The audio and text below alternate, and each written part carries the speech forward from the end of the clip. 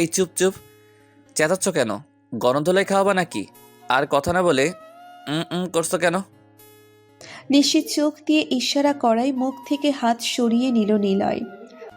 O sorry sorry, are you all right?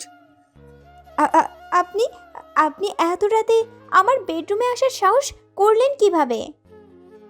সাহসের কি আছে নিশু? আর্মি ট্রেনিং নেওয়া আছে আমার। তোমার ব্যালকনি দিয়ে রুমে উঠে আসা আমার জন্য রীতিমতো দুধ ভাত। কি? আপনি ব্যালকনি দিয়ে রুমে ঢুকেছেন? তা নয় তো কি? তোমার কি মনে হয় এত রাতে আমি তোমার বাবার থেকে পারমিশন নিতে যাব আর তোমার হিটলার বাপ নাচতে নাচতে রাজি হয়ে যাবেন?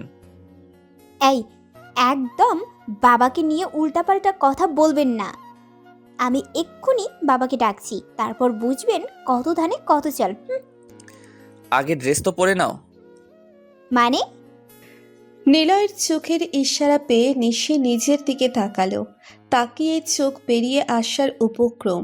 ওর গায়ে যে শুধু টাওয়েল চড়ানো তা নিশির মনেই ছিল না। ওয়াশরুম থেকে ড্রেস নিতে বের হতেই নিলয়ের সাথে ধাক্কা খেয়ে চেঁচিয়ে ওঠে নিশি।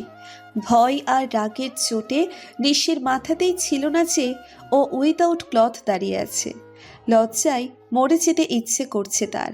বেডশিটটা কোনো রকম গায়ে জড়িয়ে চেঁচিয়ে বলে উঠল, আপনি আসলেই একটা লুচু। একটা মেয়ের রুমে এভাবে চলে আসতে লজ্জা করে না? আপনার মধ্যে ম্যানার্সের এম পর্যন্ত নেই। মানুষের প্রাইভেসি বলে যে কিছু একটা থাকতে পারে, এটা আপনার ভাবা উচিত ছিল। আপনি ইচ্ছে করে এভাবে আসছেন যেন আমাকে এই অবস্থায় দেখতে পারেন। ছি, সেই মনে মিস্টার চৌধুরী। আরে আজিব তো, ইললজিক্যাল কথা কেন বলছো নিশু? আমি কি জানতাম নাকি যে তুমি রুমে টাওয়েল পরে ঘুরে বেড়াও? আর আমার কোনো ইন্টেনশন ছিল না তোমাকে এভাবে দেখার। আপনার কি ইন্টেনশন সেটা আমি সেদিনই বুঝে গেছি, যেদিন আপনি... ছি। প্লিজ নিশু, আমি তো সরি বলেছি। আর এত কষ্ট করে এখানে আসার কারণও একটাই, জাস্ট তোমাকে সরি বলা। প্লিজ মাফ করে দাও প্লিজ। হাসালেন আমায়। সো কল্ড নিলয় চৌধুরী আমার মতো সাধারণ মেয়েকে সরি বলতে বাড়ি বয়ে এসেছে, তাও আবার এত রাতে। বাহ, that was a good joke. এইসব তো আপনাদের মতো ভিআইপিদের জন্য কমন, রাইট? কে জানে কত মেয়ে... নিশিকে মাঝপথে থামিয়ে দিয়ে চেঁচিয়ে উঠল Niloy. Just shut up Nishu, shut up, damn it. তুমি আমার সম্পর্কে এমন ভাবলে কিভাবে? How could you? একটা না হয় ভুল করেই ফেলেছি, তার জন্য এত শাস্তি? সেই দিন থেকে আজ পর্যন্ত তোমাকে সরি বলেই যাচ্ছি তো বলেই যাচ্ছি, বাট তোমার কোনো পাত্তাই নাই। আরে এতবার ক্ষমা চাইলে তো আল্লাহও ক্ষমা করে দিবে, তাহলে তুমি কেন পারছো না নিশু? কেন? নিশি নিজেও বুঝতে পারছে না কেন পারছে না সে নিলয়কে ক্ষমা করতে। কেন? একটু থেমে আবার বলতে শুরু করলো নিলয়। বলো নিশু, প্লিজ বলো, কি করলে তুমি আমাকে ক্ষমা করবে? প্লিজ বলো, কিছু তো বলো নিশু, প্লিজ। নিশি কি বলবে বুঝতে পারছে না। নিশিকে চুপ থাকতে দেখে নিলয় নিশিকে আস্তে করে ছেড়ে দিয়ে সরে গেল। পাশের দেওয়ালে ক্রমাগত ঘুষি দিতে লাগলো। সকালের কেটে যাওয়া জায়গা থেকে রক্ত পড়ছে।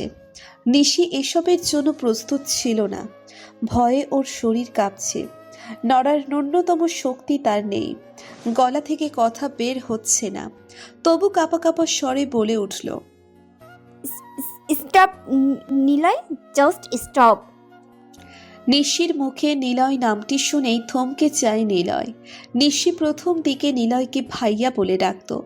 নিলয় নিষেধ করার পর থেকে মিস্টার চৌধুরী বলেই ডেকে এসেছে। আজ প্রথম নিশির মুখে নিলয় নামটি শুনে প্রচুর অবাক হয়েছে নিলয়। তার চেয়েও বেশি খুশি হয়েছে। নিশির চোখ থেকে পানি গড়িয়ে পড়ছে অনবরত, আর নিলয়ের হাত থেকে রক্ত। ইতিমধ্যেই নিশির দরজায় ধাক্কা শুরু হয়ে গেছে। দরজার ওপাশে চিন্তিত বাবা অনবরত দরজায় কড়া নেড়ে যাচ্ছেন। এবার নিশি নড়ে উঠল। তাড়াহুড়ো করে ফার্স্ট এইড বক্স এনে এগিয়ে দিল নিলয়ের দিকে। কিন্তু নিলয়ের সেদিকে খেয়াল নেই। এক দৃষ্টিতে নিশিকে দেখছে সে। কান্না করলে সব মেয়েদেরই কি এত সুন্দর লাগে, নাকি শুধু ওর নিশিকেই এতটা মায়াবী লাগে? এই মেয়েটা নিলয়কে প্রতিটা সেকেন্ডে পাগল করার জন্য অস্থির থাকে যেন। নাক আর গাল লাল হয়ে একদম স্ট্রবেরি আইসক্রিমের মতো লাগছে নিশিকে। কি হলো মিস্টার চৌধুরী? নিন, ব্যান্ডেজটা করে নিন, প্রচুর রক্ত ঝরছে। বলো ক্ষমা করেছো? পাগলামো বাদ দিয়ে ব্যান্ডেজটা করে নিন প্লিজ। ওকে, তাহলে ঝরতে দাও। যতক্ষণ তুমি আমায় ক্ষমা না করছো ততক্ষণ এই রক্ত ঝরবে। I can't help. কি করছেন কি? দেখুন বাবা ডাকছে। আপনাকে এভাবে এখানে দেখলে হার্ট অ্যাটাক করবে। প্লিজ ব্যান্ডেজটা করে নিন আর যান এখান থেকে প্লিজ। ওকে, তাহলে তুমি বলো আমাকে ক্ষমা করেছো, তাহলেই আমি চলে যাব, নয়তো এক পাও নড়ছি না। এদিকে দরজায় আঘাতের মাত্রা বেড়েই যাচ্ছে। নিশি কি করবে বুঝতে পারছে না। করুণ দৃষ্টিতে নিলয়ের দিকে তাকালো, কিন্তু নিলয় পাত্তাই দিল না। তার এক কথা, ক্ষমা না করলে সে যাবে না। অবশেষে নিশিকে নিলয়ের জেদের সামনে হার মানতে হলো। সে ক্ষমা করেছে নিলয়কে। নিলয়ও আর দেরি করেনি, উঠে চলে গেছে। নিশি অনেক বলেছিল হাতের ব্যান্ডেজটা করে নিতে, কিন্তু নিলয় শোনেনি। বাবাকে যা তা বুঝিয়ে রুমে পাঠিয়ে দিয়ে ব্যালকনিতে দাঁড়িয়ে আছে নিশি। ব্যালকনির দেওয়ালে রক্তের ছাপ দেখে বুকের ভেতর মোচড় দিয়ে উঠল নিশির। নিলয়ের জন্য খুব চিন্তা হচ্ছে, ব্যান্ডেজটা করেছে কিনা কে জানে। নিলয়ের হাই পার্সোনালিটিতেই নিশি পাগল হয়েছে। নিলয়ের প্রতিটি কথা নিশিকে চুম্বকের মতো আকর্ষণ করে। আচ্ছা, নিশি যে নিলয়কে এত ফিল করে, নিলয়ও কি নিশিকে ফিল করে? হয়তো করে, নয়তো এভাবে এত রাতে কেন তার সাথে ছুটে আসবে?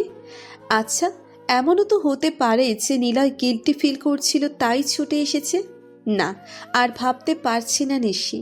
যদিও নিলয় এতদিনে এমন কোনো বিহেভ করেনি যাতে করে নিশি পজিটিভ কিছু ভাবতে পারে, আবার নেগেটিভ কিছু তো বোঝায়নি। আমার কি উচিত নিলয়ের সাথে এসব নিয়ে কথা বলা? যদি উনি মাইন্ড করলে করলো, কিন্তু কাল আমি ওনাকে বলবই। এদিকে নিলয় বাসায় এসেই বিছানায় গা এলিয়ে দিয়েছে। অনেকদিন পর শান্তিতে ঘুমাবে সে। আজ তার নিশু তাকে ক্ষমা করে দিয়েছে। উফ, ভাবতেই আনন্দ লাগছে। অ্যাপোলোসি অ্যাকসেপ্ট করেছে, এবার লাভটাকেও যে অ্যাকসেপ্ট করতে হবে মিস নিশু। বলেই মুচকি হাসি দিল। নিলয়ের মা কিছুক্ষণ আগে চোখের পানি নাকের পানি এক করে হাতে ব্যান্ডেজ করে দিয়ে গেছেন। পুরো সময়টাতে নিলয় শুধু মুচকি হেসে গেছে। মা কাঁদতে কাঁদতে একটা ধমকও দিয়েছেন। ব্যথা পাওয়ার পরও এমন পাগলের মতো হাসছে কেন? তার উত্তরেও নিলয় মাকে একটা মুচকি হাসি উপহার দিয়েছে। নীরা আজ বাড়ি এসেছে, তাই নিশিকেও আসতে হয়েছে তার মান ভাঙাতে। কিন্তু নীরা কোনো কথা শুনতে নারাজ। বিদায়ে নিশিকে জড়িয়ে ধরে কান্না করবে, আর সেই ইমোশন ক্যামেরায় ক্যাপচার করা হবে। এমনই প্ল্যান ছিল নীরার, কিন্তু নিশির জন্যে তার পুরো প্ল্যান ভেস্তে গেছে।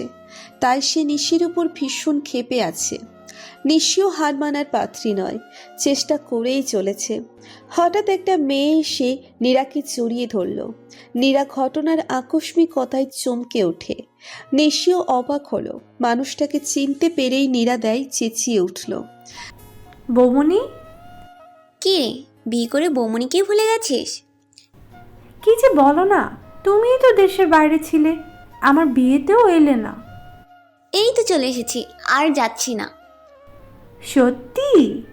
এনিওয়ে বৌমনি, ইউ আর লুকিং হট। ভাইয়া তো তোমায় দেখেই ফিদা হয়ে যাবে। হয়েছে, দুষ্টুমি না করে বল নিলয় কই? নিশি আর দাঁড়িয়ে থাকতে পারল না। ওদের কথা শুনে আর কিছু বুঝুক আর না বুঝুক, নিশি এটা বুঝে গিয়েছে যে নিলয় এঙ্গেজড। তাই তো নীরা মেয়েটাকে বৌমণি বলে ডাকছে।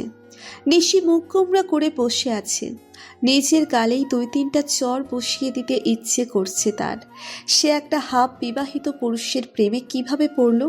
হাউ কোড সে? নিলয়ের চুলগুলো টেনে টেনে ছিঁড়ে দিতে পারলেই নিশির একটু হলেও শান্তি লাগতো।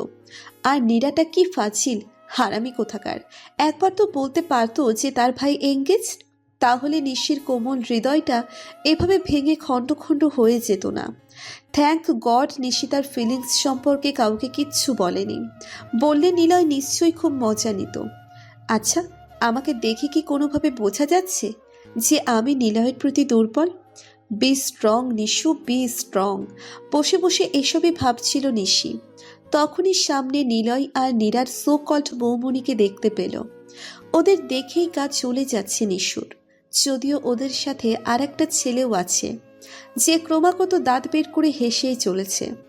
তবু নিশির কিছুতেই সহ্য হচ্ছে না। এত লেগে লেগে গল্প করার কি আছে? তার চেয়ে আঠা দিয়ে শরীরের সাথে পার্মানেন্টভাবে চিপকাই নিলেই তো হয়। হঠাৎ নিশির ফোন বেজে উঠল। চরম বিরক্তি নিয়ে ফোনের দিকে তাকালো নিশি। তার কাছে এই মুহূর্তে পৃথিবীটাকে বিরক্তির স্তূপ বলে মনে হচ্ছে। যা দেখছে সবই বিরক্তিকর লাগছে। অনিচ্ছা সত্ত্বেও ফোনটা ধরল নিশি। ফোনটা রিসিভ না করলে এই কুৎসিত রিংটোনটা ক্রমাগত বাজতেই থাকবে, যা আরও বিরক্তিকর। আর ফোনের অপর পাশে যদি তার বাবা থাকে তাহলে তো কথাই নাই। পৃথিবী ওলটপালট হয়ে গেলেও উনি খুব মনোযোগ দিয়ে কল দিয়ে মানুষকে বিরক্তির চরম সীমায় নিয়ে যাওয়ার মতো মহৎ দায়িত্ব পালন করে যাবেন বলে নিশির ধারণা। হ্যাঁ বাবা, বলো কি বলবা? নিশুমা, এটা কেমন কথা? ফোন ধরে তোমার উচিত ছিল সালাম দেয়া, তা না করে হ্যাঁ বাবা বলো। এটা তো ঠিক না, রীতিমতো অভদ্রতা। বাবা তুমি বলবা নাকি আমি রাখবো? রাখতিস কেন? কথাটা শোন। সেটা শোনার জন্যই ফোনটা কানে নিয়েছি, বসে আছি বাবা। প্লিজ বনিতা না করে কাহিনী কি সেটা বলো। তুই বড়ই অধৈর্য।